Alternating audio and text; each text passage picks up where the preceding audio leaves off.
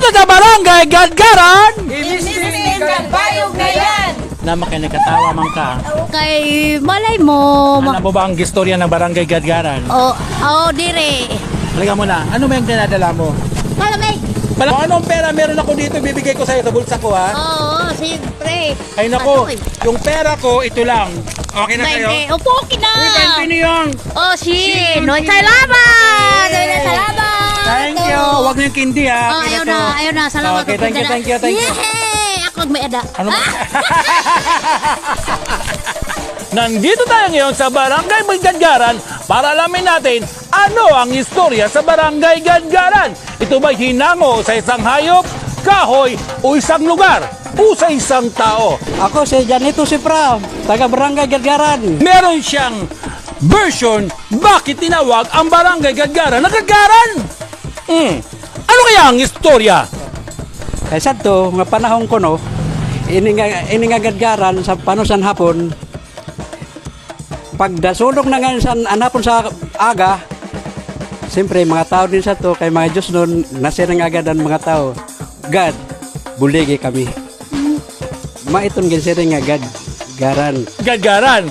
Wow, kaya pala tinawag ang Barangay Gadgaran dahil sa God! Garan! Dito lang yan sa Barangay Gadgaran! Kaya, Oo, hindi ko alam. pag hindi mo alam, kakanta ka. Ganyan. Huwag na, ito ko kumanta eh. Ano, kumari lang. Tara na.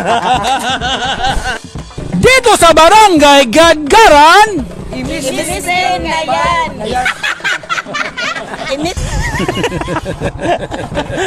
Sir, balik! anong sinyas mo? Ganon? Anong ganon? Magkaganon? Sisinyas siya, ganon daw sila. Ilan yung asawa natin, sir? Dua?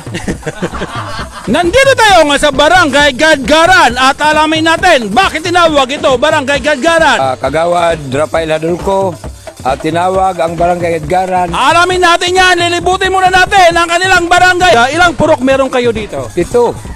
7. Hindi pa naman pwede gawin natin 6 na lang. 7 na lang. Kay 7 ang purok. Baka magalit yung iba. Rapadusin o arangkadain ang kanilang Barangay Gadgaran. Nandito ako ngayon kagawad sa iyong barangay. Okay lang ba? Nag-vlog ako? Okay lang, okay. Kanta ka. Oh. Ako si Kagawad Rolando Grote sa Barangay Gadgaran. Ano kakantahin natin kagawad? Hindi ako marunong kumanta. Mala pumunta lang ako dito para pakantahin ka eh. Hindi ako marunong kumanta. Dito lang yan sa Barangay Gadgaran. Ito po si Barangay Captain. Kumakaway na. Kap, pakilala ka. Ay, ako nga pala po si Barangay Captain Romeo Ramada. Magandang umaga po sa ating lahat. Dito kasi sa atin na hindi na maiwasan, hindi natin pwede pakantahin ang Barangay Captain. Kailangan kumanta siya. Marunong ko ba kumanta ka? Walang boses, wala. Mister. Pero babalikan natin si Kapitan pag may busis na siya. Dito lang yan sa Barangay Gadgaran. Nandito tayo ngayon sa kanilang simbahan. Akyatin natin. Nakikita nyo yan? Yan ang simbahan nila. Under renovation siya sa ngayon.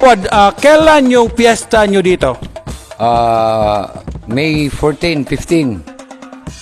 Sino yun ang patrono nyo dito? Si Senyor San Isidro Labrador. Siya yun, nasa likod. Yan, sa likod natin. Oh, yun oh. Talagang dami bang bisita kayo pag patron? Marami.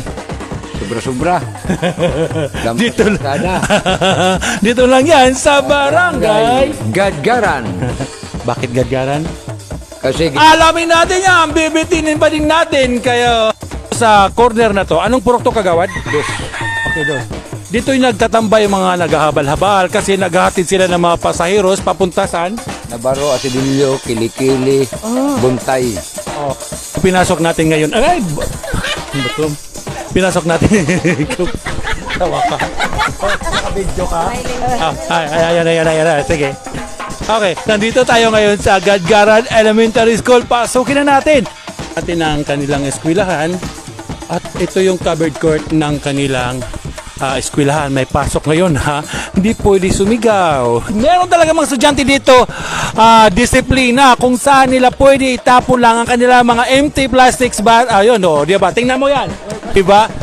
Kaya pala hindi makalat ang kanilang eskwelahan. Malinis ang eskwelahan ng Gadgaran Integrated School.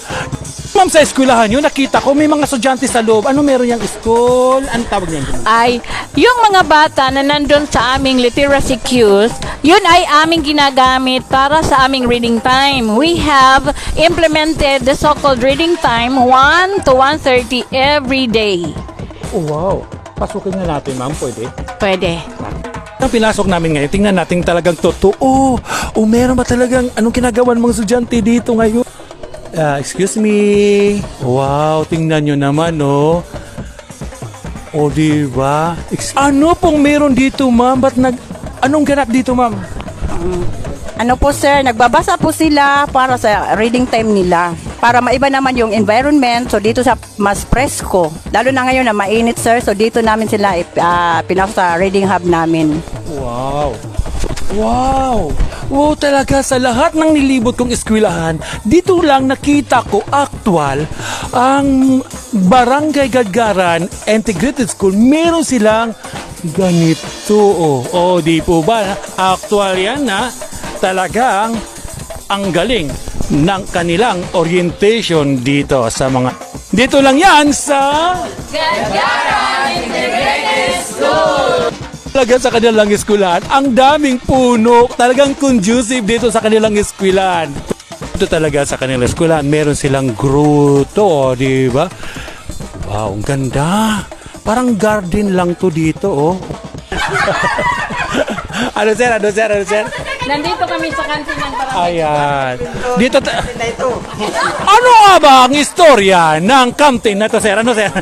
Dito manlilibre si sir, eh. Okay, nandito tayo sa kantin ng kanilang eskwelahan. Ayan, oh. Kumusta na? Kantin namin ay donasyon ng mga magulang. Lahat ng magulang, yes. So sila ang nagpaano nito, nagpa-renovate ng kantin. Yeah, cooperative canteen ng teachers, pero ang nagpa-renovate ay ang mga parents. Wow. This is the project of the HRPTA for this school year 2023-2024.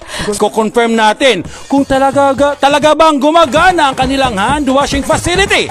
Ma'am, hindi ba tayo mapapahiya? Hindi. 100% ba, ma'am, na meron? 100% na merong Okay. awa siya. Bibilang ako ng 3 kung may tubig ba talaga dito sa kanilang Gadgaran Integrated School. Bibilang ang 3, sasabay tayo magbubukas ng tubig. 1, 2, 3. Okay. Oh! Confirm talagang may tubig dito sa kanilang Gadgaran Integrated School. Okay, palakpakan natin sarili natin. Ay! Congratulations! Hindi tayo napahiya dito sa kanilang elementarya ng Gadgaran. Hello, ako po yung principal ng Gadgaran, si Mrs. Mirna Picayo po. Ito lang yan sa... We are now in the Gadgaran Integrated School, and this is the organizational structure of the school, no? Wherein all of the teaching force are here. Ito lang yan sa... Gadgaran Integrated School. Pwede naman pwede naman tapon kahit sana. Bakit ang purpose of that doon nyo tinapon? upang hindi magkalat ang paaralan kung may bisita dito. Ang galing talaga ng orientation dito ng mga estudyante.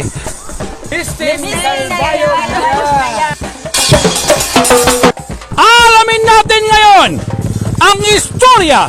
Bakit tinawag ang Barangay Gadgaran na Gadgaran? Ang una, sa tunga unang panahon, kasi ang Barangay Gadgaran, diri pa ini baryo.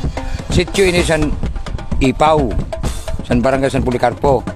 Naglayon ng Gadgaran, kuwang kung sini, ang umpisa, ang Gadgaran, usay ini nga, bukid pa man ini sa tugid. Para umay ini sa mga kalagsan, mga buutan, mga din mga tao, gigan sa buhol. Nag-uma sira, sige ang kadkad, diri ini siya nga Gadgaran, kadkaran ini. May nag-aram sa ito nga, kuan, ang gimbutang niya G, nahimo ini nga Gadgaran, mao gintatawag ini nga Gadgaran, pero kadkaran ini, kay siging kadkad sa mga tao panguma. Mao ginatawagan Gadgaran. Ngayon alam niyo na bakit tinawag ang Barangay Gadgaran na Gadgaran? Dahil yan sa ang magsasaka noon ay palaging gadgad. Kad yung mga, yung lupa. Ano ba sa Tagalog yung gadgad? Binubungkal. Binubungkal, Bungkal ng bungkal nila, kaya yun. Tapos meron nagka-error kasi gadgaran, ginawa ang G. Kaya naging gadgaran. O, di po ba? Dapat may alam. Dito lang po yan sa Barangay Gadgaran! Perfect. Kaway. At dahil dyan, itong dalawa, magkumpare, kakanta. Maaram.